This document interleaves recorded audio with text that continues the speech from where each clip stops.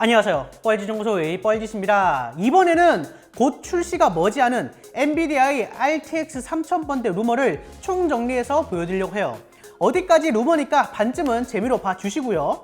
9월 2일 새벽 1시에, 그러니까 9월 1일에서 2일 넘어가는 그날에 엔비디아에서 발표를 할 예정이에요. 지금 보시고 나중에 루머가 얼마나 맞는지 이런 거 맞춰보는 재미가 또 쏠쏠하거든요. 일단 엔비디아가 공식 유튜브에 영상을 하나 올렸는데 이걸 보면서 말씀드릴게요. 원본 영상은 8분짜리인데 제가 자막도 달고 2분 정도로 영상을 줄여놨어요. 같이 보면서 얘기하시죠.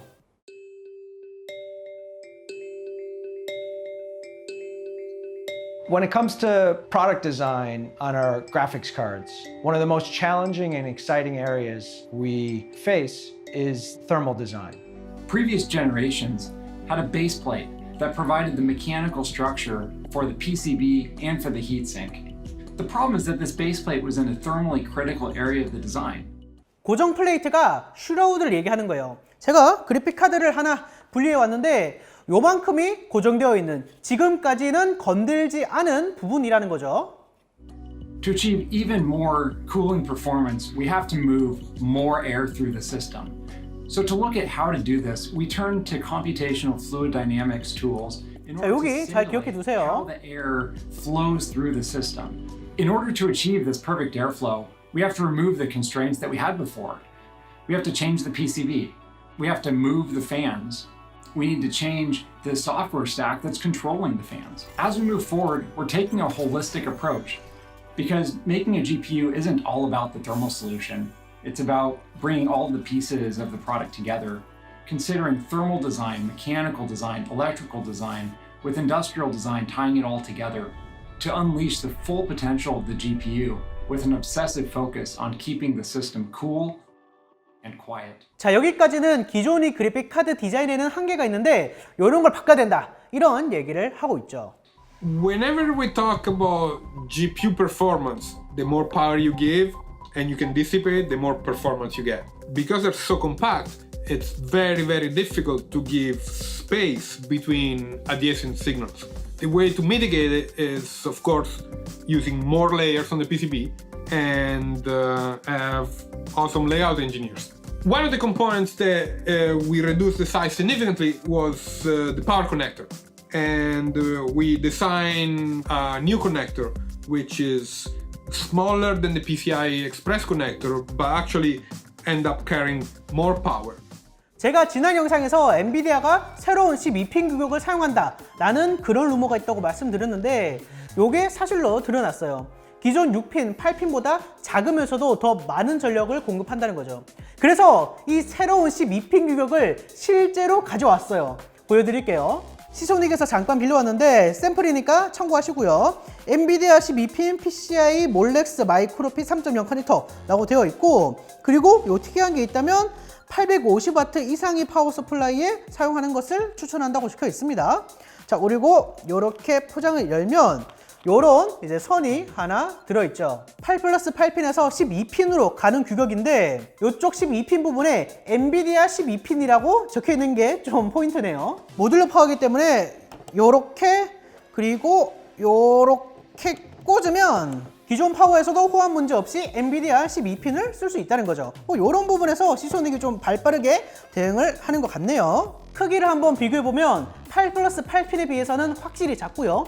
8핀 하나의 크기와 거의 비슷한데 살짝 크네요. 12핀이긴 하지만 한 칸 한 칸의 크기가 기존 8핀보다 더 작고요. 그리고 세로 길이도 훨씬 짧아서 확실히 더 작은 건 맞네요. 전선의 규격은 18AWG로 기존 8핀과 동일한 규격이 전선을 사용했어요. 뭐 요거 말고 나머지 크게 특별한 부분은 뭐 딱히 보이진 않네요. 영상에서는 더 많은 전력을 공급한다고도 했죠. 기존에는 8+8핀 해야 300W 수준인데 얘는 요 12핀 하나로 600W까지 공급을 할 수 있어요. 어쨌든 이런 규격을 실제로 내놓는다는 건데 엔비디아가 공식 제조하는 파운더스 에디션에만 적용될 거라는 얘기도 있더라고요.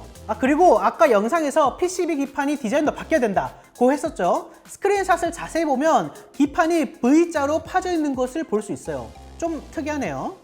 Designing a GPU that satisfies both mechanical and thermal world in a perfect harmony is not an easy thing to do. I think one of the hardest challenges for industrial designer is that you should try not to look at what's been done before. As a design team, before we start diving into conceptualization phase, we naturally gravitated towards this idea where really the thermal aspect of design is fully embraced. From that foundation, we were able to achieve this breakthrough thermal technology. 뭐 요약하자면 기존에는 없었고 발열 컨트롤에 집중한 디자인이라는 거죠. 자, 여기서부터가 제일 중요해요. 잠깐 지나갔는데 일시정지에서 보면 요거 어디서 많이 보지 않았어요? 인터넷에 RTX 3090이라고 유출된 사진과 똑같죠? 옆에 이렇게 두고 비교하면 디자인이 완전 동일해요. 그리고 크기도 비교해둔 게 있는데 기존 RTX 2080 파운더스 에디션보다 전체적으로 좀 커졌어요.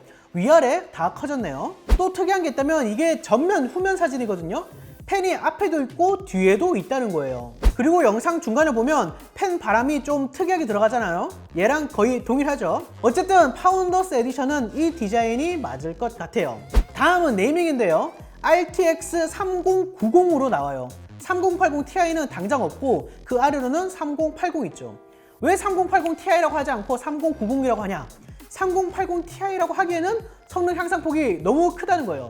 아니 그럼 대체 얼마길래 그러는 걸까요? 현재 루머로는 RTX 3090이 2080 Ti보다 50% 향상된 성능, RTX 3070은 RTX 2080 Ti 성능이라고 해요. 그래프 자료도 있는데 타임스파이 점수에서 RTX 3080이 RTX 2080 Ti 오버클럭 모델보다 15% 높고 RTX 3090은 2080 Ti 오버클럭 모델보다 33%, 같은 파운더스 에디션보다 55% 더 높은 성능이라고 합니다. 살짝 뻥튀기가 있을 것 같긴 한데 그래도 RTX 3070이 RTX 2080 Ti보다 성능이 더 높다니 어마어마해 보이죠? 근데 사실 RTX 2000번대에서 깡 성능 향상보다 레이트레이싱 같은 부가 기능에 집중해서 그렇지 기존에는 70 라인업이 80 Ti를 자주 잡았어요. GTX 1070이 GTX 980 Ti와 동일한 성능이란 걸 생각해보면 되겠죠. 그런데 가격이 좀 그렇습니다. 현재 유출된 가격은 다음과 같은데요. 좀 많이 비싸졌어요. 기존 대비 100에서 200달러 가량 비싸졌고요. 특히 3090 같은 경우에는 80 Ti 대비해서 400달러나 올라갔어요. 이게 좀 실망스러운 게 뭐냐면 제가 GTX 1070이 GTX 980 Ti의 성능을 냈다고 했잖아요. 그럼에도 불구하고 GTX 970에서 GTX 1070은 가격 향상이 없었어요. 동일 가격에 전세대 플래그십이 성능을 보여준 거죠. 라데온이 힘을 못 쓰니까 살짝 간보는 게 아닌가 하는 그런 생각이 듭니다. 원래는 3080 Ti로 출시하려던 거를 3090이라 하고 이거는 기존 80 Ti보다 더 높은 라인업이니까 비싼 게 당연하다 이런 느낌을 준다는 거예요. 뭐 그럼에도 100달러 비싸긴 적긴 했지만 599달러의 3070이 기존 999달러의 2080 Ti 성능을 내준다고 하니까 그냥 넘어가는 거죠.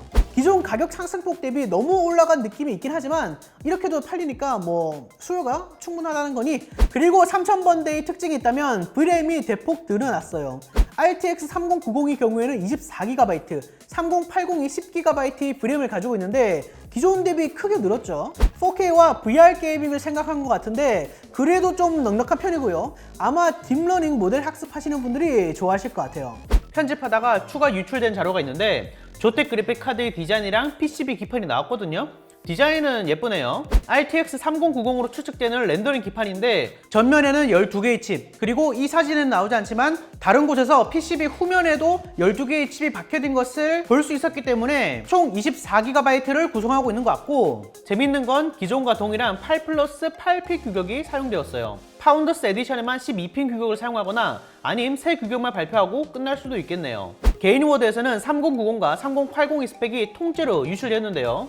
종합하면 최종적으로 이런 스펙이 될 거고요. 가격적인 면에서 아쉬운 부분이 좀 있긴 하지만 아마 시장에서의 반응은 꽤 뜨거울 것 같고, 출시는 아마 9월 1일에 아키텍처의 대략적인 모습과 상위급 그래픽카드에 대한 언급이 있을 거고요. 제품이 출시해서 실제로 볼 수 있는 거는 9월 말쯤이 될 거예요. 자, 지금까지 차세대 엔비디아 지포스 RTX 3000번대 그래픽 카드들이 루머를 살펴봤는데요. 조만간 좀 더 상세한 관련 정보들이 나올 거고 실제 제품이 나오면 가장 빠르게 보여드릴 테니까 계속 채널 지켜봐 주시고요. 자, 영상 봐주셔서 감사하고요. 그러면 다시 봅시다.